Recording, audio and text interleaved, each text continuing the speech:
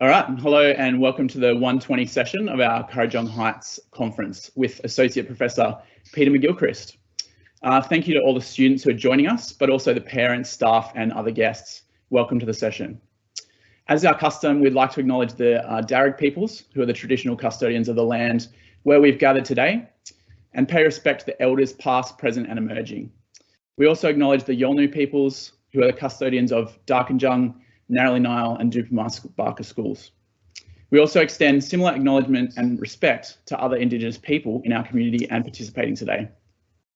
So some admin first. We'll have 15 to 20-minute talk from Associate Professor Peter McGilchrist, followed by some optional Q&A. Questions can be asked during the talk via the small conversation button with a question mark in the Teams window, and we'll get to those at the end. Don't forget there are also some fantastic talks on after this at 2:25 p.m. as well.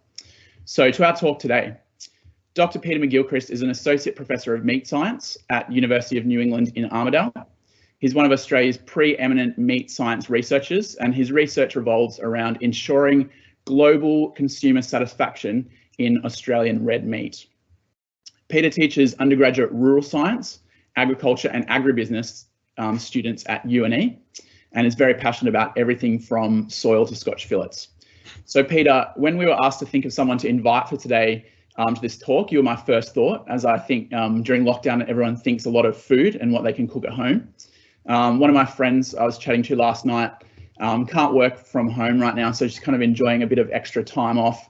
And she was joking to me that she's spending 13 hours a day making her sourdough. So I think, this is a common experience that we found out last year, just spending a lot more time cooking at home. So that's why I thought of asking you along today to think about meat. So thanks for coming along and showing us how to master the selection and cooking of meat. Peter, over to you. Yeah, thanks very much, Scott. And firstly, thanks to Barker College for the invite and yourself for this day. And it's my fantastic pleasure to be able to deliver this presentation to you. And so if you've got any questions at the end, very happy to go over any of them. So what are we going to run through today?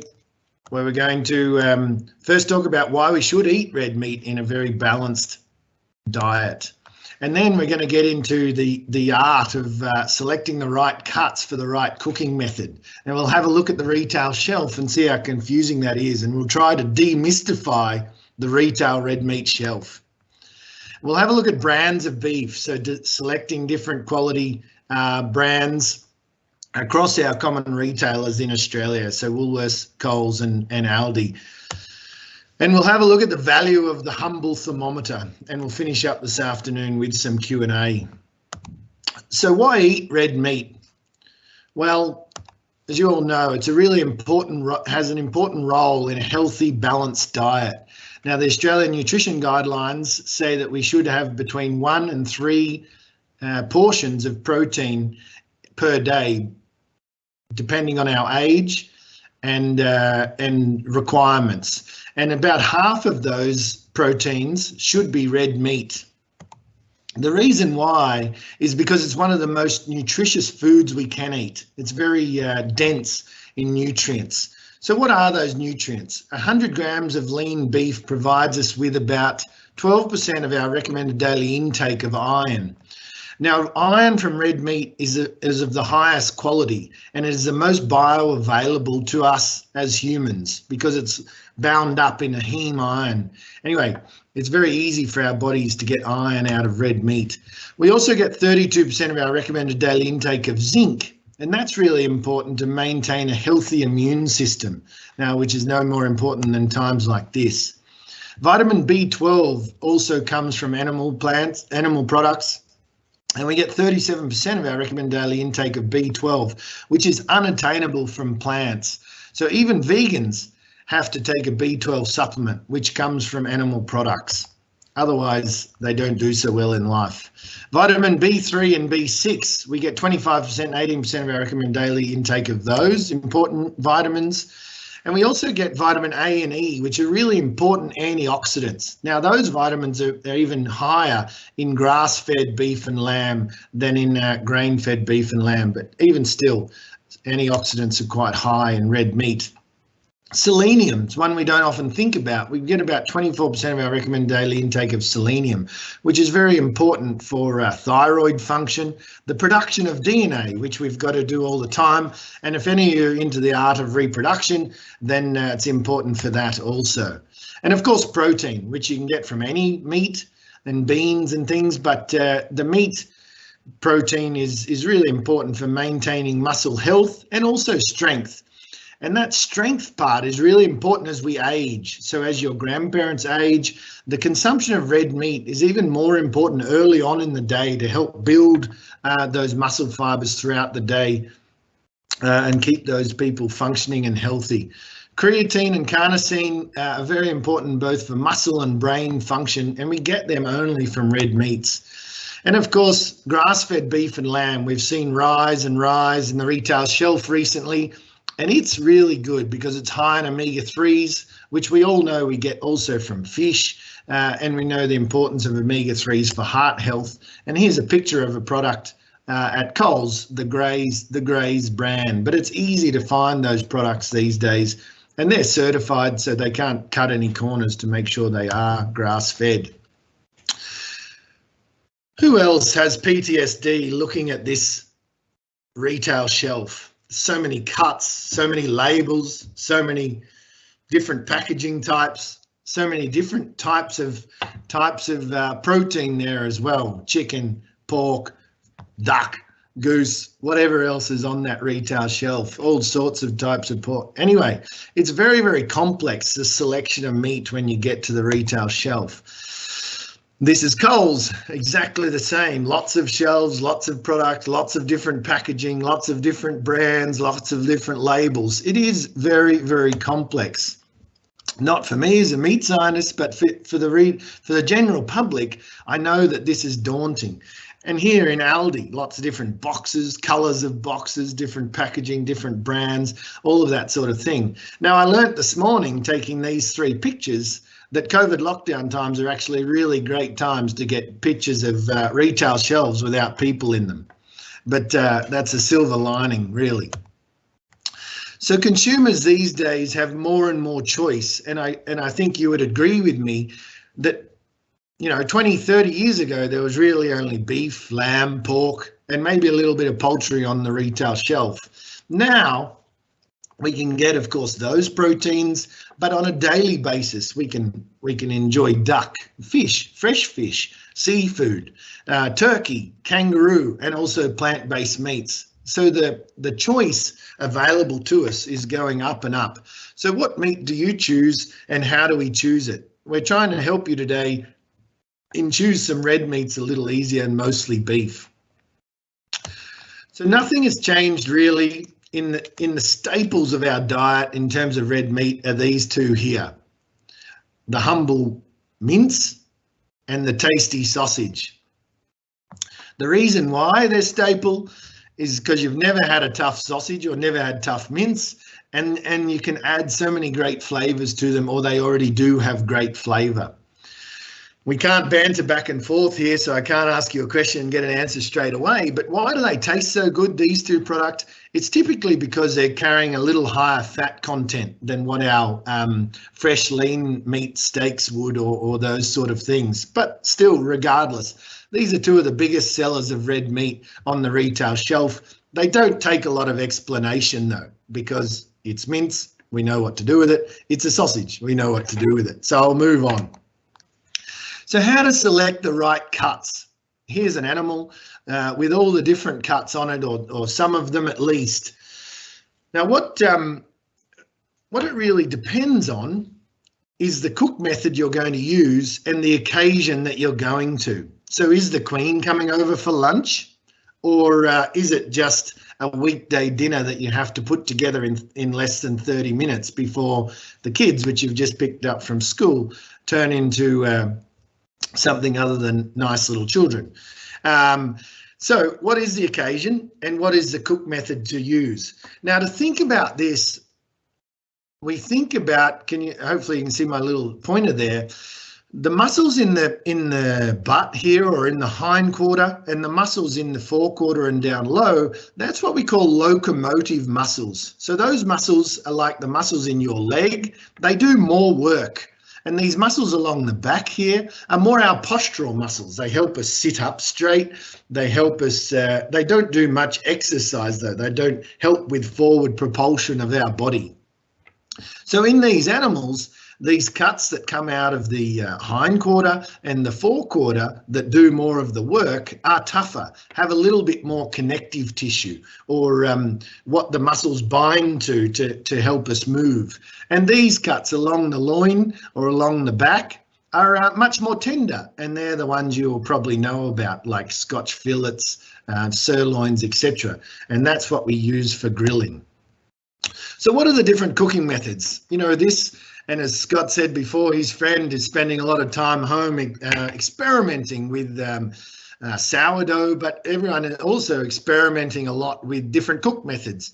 We've got the humble old grill, so of course pan frying or barbecuing. We all are aware of that one. We'll go into more depth in this. Now, of course, when we've got plenty of time on our hands, we also love a good slow cook or a curry or a casserole. So we'll have a look at what cuts are best to go into those. They're typically our tougher cuts that we need to spend more time breaking down those muscle fibers to make them tender. Stir fry, you know, how great is a stir fry when you come home from work and you've only got 20 or 30 minutes to not only cut up dinner, but cook it and serve it as well. Stir fries are fantastic for that, and we can do that with a multitude of different cuts. Now, roasting, you know, we always think of the Sunday roast, or during lockdown, we've all got time to put a roast on midweek as well. It's not typically something we do midweek, but these days it is. So we'll go into a little bit more of how to perfect the roast in this presentation. Broiling and corning, that's always been around. The growing art of low and slow barbecuing or smoking of meats. And sous vide might be one you've also tried in the last little while, where you cook it under vacuum in water and then grill it off before serving it. We won't go too much into that one today.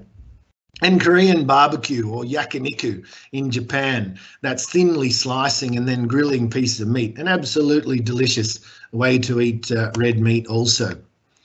So how do we select the right cut? Well, let's first of all go to grilling cuts. Okay, so that's typically blade steak is quite good every day. Cube roll or Scotch fillet steaks, strip loin or sirloin steaks, or porterhouse steaks might be another word for this. See about the complexity of this meat industry. Why couldn't we just give the sirloin steak one name? No, we have to give it 3 names. So we're trying to demystify a bit of that today. And also the rump steak and the fillet steaks, which come from the tenderloin. Fantastic. So the grilling steaks typically come from along the back of the animal, and those muscles do less work. So they've got less connective tissue in them, so they're more tender. And of course, tenderness is one of the great determinants of eating quality experience. I wanted to run through, give you some really, well, Scott gave me the challenge of giving some really helpful hints day to day. So I'm looking at here the retail beef brands in our 3 major retailers in Australia. And they've all got these tiered structures. So in Woolworths, we'll start off with them. Their good brand, and I've got good, better and best brands. Their good brand is called Market Value. And I've got an example of it here, and that's the one I took a picture of. But this Market Value is $34.21 a kilo this morning. Then they've got their better brand, which is 100% Australian beef. So that's their mid-tier brand, $41 a kilo. And their best brand is especially selected. Now, these animals are put into these brands, not by hocus pocus, by using science. So they back the science. See this little label here, Meat Standards Australia. We work heavily on that, and we use predictors to get the meat into these brands like this, good, better and best. And we help retailers to do a better job of providing customers with what they want. And here you can see that good, better and best come at a price point. So I got exactly the same cut here, so scotch fillets across those 3 brands, and you can see it jumped up $20 a kilo between good, better and best. As you get to this best end as well, we're starting to see some innovation in packaging. So 75% less plastic. We've got a biodegradable cardboard base and a plastic film over the top. All of them, and we'll talk about packaging in a bit, all of them are in what we call vacuum skin packaging. Now to Coles. Coles have got a good brand, which is their drover's choice. And I couldn't get scotch fillets at Coles this morning, or not in the finest quality. So we've gone with porterhouse or sirloin steaks. So their good brand is $23 a kilo. Their better brand is what we call Coles Butcher. So $37.50 a kilo. And their best brand is Coles Finest. Absolutely bulletproof product, Coles Finest, at $43 a kilo. Now, of course, again, it comes with a bit of a marketing story. So if it was grain fed and where it was raised and who the farmer was, that sort of thing. So the more you pay for meat, the more of the marketing story you get as well. What about Aldi? Well, they have 2 tiered levels. We've got a good steak, which is a Jindara station at $25 a kilo there for porterhouse, and also better. So this specially selected line at $30.99. So if you remember nothing from my presentation, just find exactly the same type of steak. So you can see here porterhouse steak and porterhouse steak, and look at the price, because the price will give you an indication of their good, better, best brands, okay, in our major retailers. So that's why I say it all comes down to, what is the occasion? Is it the weekend and it's someone's birthday where you go for the best meat quality? Or is it just a weekday we want to have a good steak, but it doesn't need to be amazing, and we pick something out of the good category? And they're really giving retail consumers a choice. What about packaging? We've seen packaging come so far in recent times, and that's one there, and I've got an example here. But this type of packaging is what we call vacuum skin packaging. So there's absolutely no oxygen around that piece of meat. And why do we want no oxygen? Well, it limits the growth of microorganisms. Bacteria and also fungi don't grow if they don't have oxygen. They've got plenty of food there, but no oxygen. So that's really cool innovation we've seen increase on our retail shelves over the last 5 or 10 years. And the beauty of it is you can buy a whole heap of this meat and it can keep in your fridge now for weeks. Before, when we had the overwrap packaging or in the MAP packaging, which has got the oxygen in it, it might keep in your fridge for 2 to 3 days. This stuff, if your fridge is cold, like around 1 degree, it'll keep there for up to a month. And the use by date they put on it is very, very modest. I typically find you can go about 2 or 3 weeks beyond the use by date and it's perfectly okay. The reason why is they put a short use by date in it is because they expect you to leave it in the car for a couple of hours while you go shopping and to heat up during that time. So they put a very conservative use by date on meat. The beauty of this packaging is it reduces food waste. About 10% of meat used to get thrown out because it got to its use by date. With this invent of this new packaging, we're down to about 1% of retail meat now gets discarded as waste. Now, I think that 9% decrease is a fantastic thing for everyone in Australia, because meat, we know, takes a bit to produce. What about our low and slow meats? Well, they're really here, those short ribs and shins and briskets. They've got a lot more connective tissue, and we can even buy that slow cooked brisket. It tells you what to do with it on the retail shelf these days, readily available. So how are you going to smoke meat if you don't have a smoker at home? Well, you can buy the wood chips from your local hardware store or barbecue store, and you might get hickory chips or whatever, and you can just simply make a little alfoil boat that goes in on top of the flame in your ordinary barbecue. Close the hood and let it smoke away. So you don't need these fancy smokers to start. We all started out doing a alfoil boat in our ordinary hooded barbecue. What about roast beef? Largely any of those loin cuts is good. My favourite piece of beef to roast is absolutely the rump. And the rump does far better as a roast in terms of prediction than as a steak, actually. Also, the chuck and blade are amazing roasts. So how do you absolutely nail that roast? I bet you there's lots of you that are really scared about putting on a roast leg of lamb or a roast piece of beef for worry about stuffing it up. Well, worry no more. There's a little thing called a thermometer. You can pick one up for about $6 to $10, and here's your best friend. Put it in the meat while you're cooking it and leave it in there. It doesn't melt, it's all made of metal, and you can just watch that temperature climb. Now you can even get fancier, and this is certainly what I've got, but these are a little Weber iGrill. Now that thing connects via Bluetooth to your phone, so you can be sitting watching the footy or playing video games, and you can see what temperature your meat's at in the oven. Absolutely cool. So there's plenty of those Bluetooth connection thermometers these days. A bit more expensive, but certainly make your cooking bulletproof. So what do we need to get to? If you like really rare beef, 60 degrees is the internal temperature in the middle of the meat. These pieces here on the right-hand side are probably medium rare. So if you like them like that, the only number you need to remember is 65 to 66 degrees. That's it for today. Remember that, nothing else. If you love that medium rare type of meat. If you want it a little bit more done, about 70 degrees, and if you want it really well done, 77. The only thing to get right in cooking a roast beef is the internal temperature. And you can cook it at 180 or 160 or whatever temperature you like. It doesn't really matter. It's the internal temperature that counts.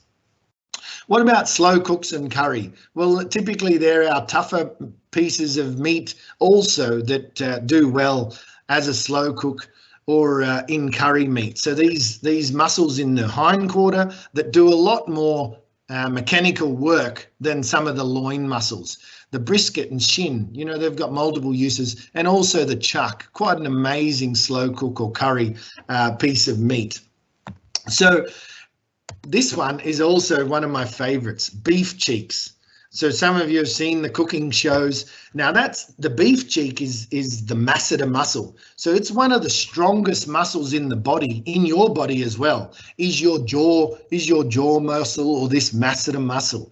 Now the connective tissue in it is 100% collagen, which breaks down like, you know, when you cook a good lamb shank, all that connective tissue that's in a lamb shank gelatinizes and becomes beautiful and tender. Exactly the same as beef cheeks, but you've got to cook them for a really long amount of time. Now on the back of these things even gives you instructions on how to do that. So we've got a cheapish protein that with a bit of time we can turn into a delicious meal. And so in conclusion, I've got about 5 seconds left from my clock. Red meat is very healthy for you as part of a balanced diet. And it's about getting that balance that's the important part. If you only eat red meat like I do, it's probably not that healthy for you. But as a part of a balanced diet, you know, 3 to 4 times a week, certainly fantastic for your health. Cuts are best for different cooking methods. Okay, so not all cuts are good for grilling, and not all cuts are good for making casseroles out of. Retailers have tiered brands based on quality. Now those brands also have different price points, and that will help you. If you get exactly the same cut across the brands, you can work out which one is good, better, and best. A thermometer is definitely your friend. Enjoy what you cook and create. Celebrate the magic of red meat with your family and friends. And lastly, we definitely need more young, intelligent people in the food production industry. So if you love cooking, if you love food, the world of food science is an exciting place to work, and we need more intelligent people there to help us create even better meals in the future. Thanks, Scott. Thanks, Peter. That's fantastic. Hopefully you'll be able to lock down the next week or so, but I think there's plenty of time for us in Sydney to be experimenting with a bit of a few of those things, slow cooking, smoking meats as well. We've got time now for Q&A, but if you want to leave, feel free to do so. If you've got any questions, please post them in the Q&A. If you just see the bubble up the top of the window, there's a question mark in the bubble, which you can post your questions. So if you want to stick around for the Q&A, please feel free to do so. I've got a question. I attended a conference with you presenting in Tamworth last holidays, and you did a meat taste test where you kind of used the same cut, but put flavorings and kind of beef rubs on one and not on the other, and it makes such a massive difference to a cut of meat, even like the lower end kind of cheaper cuts of meat. What are your recommendations for kind of flavoring meat? Anything to do with it, whether it's adds to it or subtracts, and what kind of rubs do you recommend and that kind of thing? So there's three main determinants of consumer eating quality, like how much you enjoy meat when you put it in your mouth. One is the tenderness of the meat, one is the juiciness of the meat, and the third is the flavor of the meat. Now, my wife always teases me and says, why as a scientist do you worry mucking around with flavor? Because you can just add it before you cook your meat. And I totally agree with her. And you can add, like, even the humble salt. Just putting salt on a piece of meat, we've done some studies on that, increases the enjoyment of meat by about 8 points out of 100, or about 8%. So if you buy a good piece of meat and you've got some friends coming over for dinner and you want to be the barbecue hero, just put some salt on that steak before you cook it. They won't know the difference and the flavor will be absolutely amazing. So you're right. We did set up some of those teachers, didn't we, at the conference, and we put salt on half the steak and we called it a cooking challenge. But one poor guy had no chance from the outset because we'd changed the flavor profiles of the steak before he even started. So salt is enough. Of course, we've got plenty of amazing rubs these days around that we can also put on steak. So if you like something that gives flavor without needing that extra salt content, then there's plenty of things to do that as well. Herbs and spices, garlics, things like that. So certainly adding something to it before you cook it lifts the enjoyment of red meat as well. And just quickly, someone asked a question about how much salt, because they've read conflicting advice on how much. Yeah, so I always get into trouble a bit.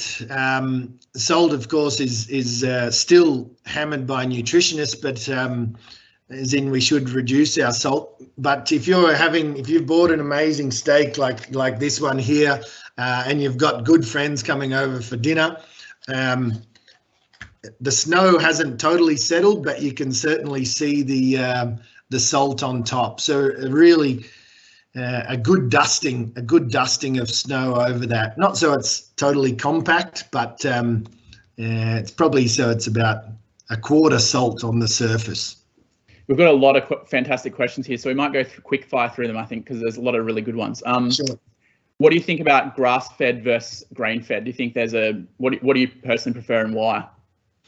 Yeah, really good question. Both of them have amazing meat quality. So we can get amazing animals from a grass-fed system and amazing animals from a grain-fed system. Now, if you're chasing, if you're a conscious meat eater and you're only eating meat a couple of times a week and you want to make sure that adds to the amount of omega-3s and stuff that you're eating, look, grass-fed is the way to go. In terms of quality, grain feeding animals, we can get a little higher quality out of grain fed animals in a shorter amount of time. So typically we get a little bit more marbling out of those animals than out of a grass fed system. So it's horses for courses. Again, in the grass fed brands, there's tiered levels of grass fed. So it's, I don't have a preference one way or the other. I enjoy both. What do you think about lab-grown meat? So do you see that as being common in the future, like the majority of the market, or will it be readily available in supermarkets? Yeah, really good question. So meat that's grown from cells or muscle cells. Look, I don't think in the next probably 10 or 15, 20 years we'll see it commonly on market shelves. The reason why is, for muscle to grow, you need oxygen to flow through. So they're growing cells on top of cells. So once you get a number of cells on top of each other, the oxygen can't penetrate those cells and the cells at the bottom become necrotic. So a few presentations I've seen from these companies, essentially they at the moment they're producing really expensive hamburgers because they don't have a vascular system through that meat, so they can't produce a steak per se. All they'll ever produce is essentially minced meat. And the other thing is important to know what they grow it on. So the best medium to grow at this point in time, the cheapest and best medium to grow those cells on is actually fetal calf serum. So that's the serum out of calves that have come out of cows that have been slaughtered. So the serum out of unborn calves. So it's not a very good marketing story. The reason they use that stuff though is because of the growth factors that are in it. So at the moment they're busily trying to work out how they can create those growth factors much quicker and much cheaper. And there's so many growth factors that go into creating a baby and therefore creating fake muscle cells as well. So they're certainly working on it, Scott. It won't be in the next 5 or 10 years. Thanks. Apologies in advance to the people we won't get through because there's heaps of questions, but we'll keep going. So is there a difference between the Coles and Woolies branded meat and the butcher? Yeah, good question. It depends, not really is the answer. So the beauty at Coles and Woolies, and that's why I use theirs, is because Meat Standards Australia or we work with them as scientists to create these brands. Now, there's also lots of other brands across Australia that have good, better and best categories, okay? And so, of course, some butchers have got amazing meat quality because they buy these brands that are at the best level and they only stock that level of meat. It's about knowing what brand you like or knowing where you like to get your meat from and keep supporting that place. Another one that's great in Sydney is Harris Farm. You know, they carry amazing lines of meat. We don't have one here, so I couldn't get their products for you. But in all those, everyone has the opportunity of buying good, better and best meat. So every butcher's different. There's a couple of questions about like a vegetarian vegan diet. Obviously, it's not your area of specialty, but like question like what's your opinion on a vegetarian vegan diet? And another question was, there's certain vitamins, etc., that are only available in meat and proteins. Is that the case for plants as well? Is there ones that are only available in plants? No, there's not some that are only available in plants. But how do I answer that? So vegans, if you are on a vegan diet, you essentially need to be a very good nutritionist and biochemist as well. Vegans that go vegan and then forget about reading up and trying to rebalance, because they have to rebalance what they get out of having a balanced diet with red meat and other meats in it. So you have to be very good as a nutritionist, and plus also understand, taking B12 supplements, etc. Is there, and when we're on when we eat red meat, we've got to eat that as a part of a balanced diet as well. So a lot of these studies that come out and say that red meat causes cancer and things, they're not balanced for the amount of fiber that are in those people's diets. So essentially red meat combined with good amounts of fiber, which we get out of vegetables and fruit and things, reduce that time that the red meat sits in your colon. And it's about time, so we've got to move that through our digestive tract. If it sits there and you just eat meat pie after meat pie, then that's not very good for us either. So what do you notice is any difference between like free range organic, fed in a feedlot, that kind of thing, in terms of the quality and taste? Yeah, good question. There's variation in quality across all production types, okay? So because you can, even in the grain-fed industry, you can put a really terrible animal and put it in grain feed, or in grass-fed animals. Some of those animals are really old or have really low levels of marbling, so the variation between those production types is equal to the variation within a production type. So again, if you're only going to eat grass-fed product, there's massive variation in brands within that. Cape Grim out of Tasmania is one of the best, or Great Southern out of Victoria. Pinnacle is one of the best brands there. Totally grass-fed, amazing quality. And of course, in the grain-fed industry, we get some amazing brands as well. Too many to name here. But the organic market is an interesting one. If there is one type of meat that's probably lower quality, it's the organic meat. And it's simply because they're on a little less energy going in. So they grow a little slower, and so they're a little older. And if we think about collagen or connective tissue in our muscles, think about how flexible you guys are as students compared to your parents and then compared to your grandparents. As an animal gets older, a human, a cow, a sheep, whatever, we get more connective tissue in our muscle. And that's why you are more flexible than your parents. And so if it takes you longer to get an animal to the desired market weight, like it does in the organic space, typically those animals are maybe a little bit tougher. So we've talked about salts and rubs and that kind of thing. What about marinades? What do you think about marinades? Yeah, certainly. Now, marinating, I didn't touch on it all today, but it's a really good opportunity to take a lower quality product and turn it into a really good meal solution. So you can take a lower value something, you can marinate it and marinate it with something that makes it more tender or gives it a different flavor profile. You know, marinades have typically got some sugars in them, some salts in them. So you're lifting that flavor profile of those meats by marinating them. So you take you might take a market value piece of meat, you marinate it and you turn it into something amazing because you've enhanced the flavor profiles of that. So yeah, totally, absolutely agree that it's great. So this is putting two questions together on marbling. How significant is marbling in beef, and particularly eye fillet? And then are you guys working on anything to do with marbling? Yeah, marbling is one of the key determinants of meat quality. And so I went out to buy these products this morning, and I certainly found a nice one here. I don't know whether you can see that one or not, but once it gets to the retail shelf, marbling is one of the only things you can see within a brand to select on. So you have to kind of rely on us as scientists that we got the right meat into the right brand with these big retailers. What marbling does is threefold. So it increases the tenderness of meat, it increases the flavor of meat, and it increases the juiciness of meat. So it nails all three of those things. Why does it increase the tenderness? Well, it actually, so marbling like that, and I don't know whether you can see it, but it disrupts the connective tissue fibers. So there's collagen and collagen cross-links in there, which makes meat tough. When you put more and more marbling in there, it essentially frays that connective tissue, so it makes it a little weaker. It's like if you've got a piece of string and you leave it out in the sun for a couple of months. That's essentially what marbling is doing to the connective tissue. Now, in terms of flavor, fat is flavor.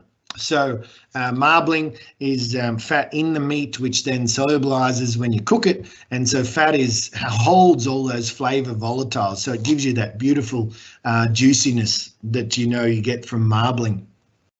And also juiciness, it enhances juiciness because why do we love fatty foods? Hot chips, packets of chips, those sort of things, is because our mouth salivates exactly the same when you put oils from marbling in your meat, or you're eating really highly marbled red meat. Your mouth salivates. You actually chew that into the meat and you think, wow, this meat's really juicy. Don't think about this next time you buy a really good steak, but a lot of it's your own saliva getting chewed into that steak, which gives you the perception of juiciness. So one question here is, how does the type of cow affect the meat? I'm assuming they mean the breed. Yep. Obviously, we know if we're eating an Angus steak, for example, but we have no idea if we're eating a Hereford. They've done well at marketing it. What do you think about the breeds difference? Yeah, really good question. So regardless, again, just like, production types, breed is a marketing tool, but within the Angus breed, there's a huge variation. Within the Hereford breed, huge variation. Within the Brahman breed, huge variation. So every breed has variation. So you can't just go to a breed and they're all created equal. They're definitely not. So we still have to go to a breed and select the best ones out of it. One breed we do see that really lifts eating quality though, and most of you have probably heard about, is the Wagyu, which is a Japanese, they call it a Japanese black. Now those animals were actually a draft animal. So they were pulling plows around for many hundreds of years, and then someone ate one day and said, gee, they're pretty good. And now we've been breeding for them, they've been breeding for them since about the 1880s or 1870s. But they have really high levels of marbling. Now that's genetic. So they've been selected for high marbling over decades. And we can use genetic selection to improve the traits we want, but we can do that across all breeds. So the Angus breed certainly has a big variation in marbling as well, probably greater than some of the other breeds, but I'm not a breedist. There's good and bad in all breeds. Another question around hormones while we're talking about marketing. So should we worry about hormones in beef? I say marketing because Coles are obviously promoting their beef as being hormone-free.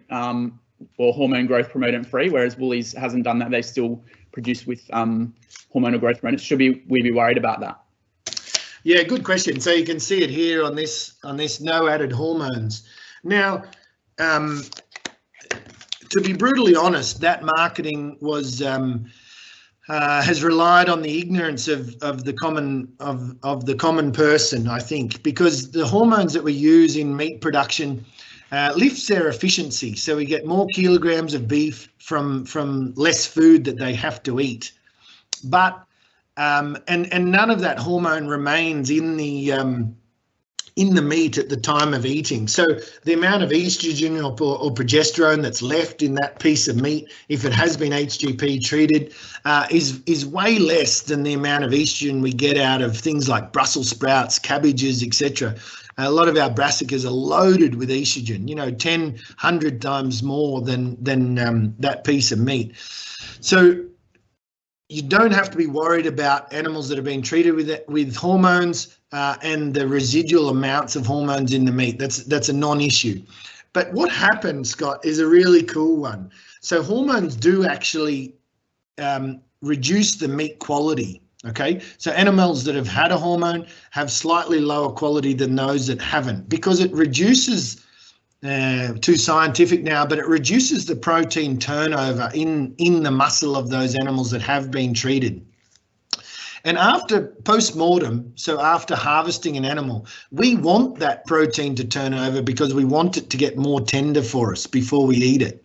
So if you put something in there that puts a brake on that tenderization, that brake is still there after we harvest that animal. So animals that have been treated with hormones are a little less tender. So Coles did a really good job. They sold it on the back of hysteria, but what they gave their consumers was better eating quality as well. So I think it was a really good example of how marketing and science can go together. We've got another question here. It's been asked twice, probably by the same person, and they're probably a teacher or a HSC student, but it's about dark cutting carcasses. So for background, if animals are stressed in transport or slaughter process, the pH of the meat's incorrect and they end up being dark, the meat's dark and kind of not as good quality. How big a deal is that in Australia in beef? Yeah, thanks. I did most of my PhD was on dark cutting, so I know a little bit about it, and I've been chasing these things around the country, who's asking that question around the country. So the meat that is dark cutting, it doesn't really hit the retail shelf. So the meat is darker in color, it has a higher pH. It's not as appealing to the consumer, so it gets graded out at the abattoir and gets diverted into other products of lower value, like mincemeat and those type of things. So the higher pH reduces your shelf life because it's a more favourable environment for bacteria to grow. So how big a problem is dark cutting? Nationally, we have about 7 or 8% of our carcasses that are harvested on an annual basis that fall into this category. So it costs our industry probably around the $100 million mark, and why we spend so much time doing research on it. Now, there's a big differential there between animals that come out of the feedlots or the grain-fed industry and off grass-fed. So grass-fed cattle run at about 10 to 11% dark cutters, and grain-fed run somewhere between 1 and 2% or 2 to 2.2%. So it's all about the amount of energy that they're intaking before they go to slaughter. And the sugar that's in your muscles is called glycogen. So that's what you burn when you want to run around the footy field or the netball court or go for a ride on your bike. We need that muscle glycogen at the time of slaughter to produce lactic acid, which drops the pH of that meat. Someone reach out to me after this, Scotty. It's too hard to get a good answer in a short amount of time. So whoever asked that question, reach out. I'm happy to spend half an hour with you explaining it more. Thanks. We've probably got time for 2 more questions. There's going to be probably 15 questions that I won't be able to ask because there's so many great questions. But the next one is, what's your opinion on on cloned or genetically manipulated meat? So like, we genetically modify plants at the moment that we don't really eat, and people have a problem with eating genetically modified stuff. Where do you see that going? What do you think about that? Yeah, really good question. Look, in the animal space, it's about where our morals and our needs intersect. So in the future, we're going to need to produce more animals or more protein from less resources. So less water, less land area as our population grows to 2050, which is going to be in your careers. As you move into your careers, our population is going to get to 10 billion. Now that 10 billion is going to have urban sprawl. We've got to produce more animals from less. So, then it's about, it's a moral question around, if we've got an amazing animal that's got all these right attributes, why wouldn't we clone it and make them produce more animals? So that's one argument for it. Now, one argument against it is because we're playing God and we can use natural selection, or we can breed that animal with other animals to make his babies. So I think that'll be the way we'll progress. What we need to get better at is understanding the genetics of our animals and the genetic merit of all of our animals, so natural genetic merit, and breeding the best ones. I think that'll take us further into the future. Okay, here's another question. Are there any substitutes for using unborn calves for growing lab meats? Yeah, good question. So at the moment, to grow all the growth factors that you need to grow lab meats, that medium still sits somewhere between $30,000 to $35,000 per litre to produce that medium, whereas fetal calf serum at the moment sits somewhere around $1,600 to $1,700. So we've got that huge differential in price at the moment between synthetically produced and naturally produced mediums to grow lab-grown meat. Of course, as we ramp up production and science gets better, they will bring that price down, nothing surer. But will it ever come down to the price of fetal calf serum?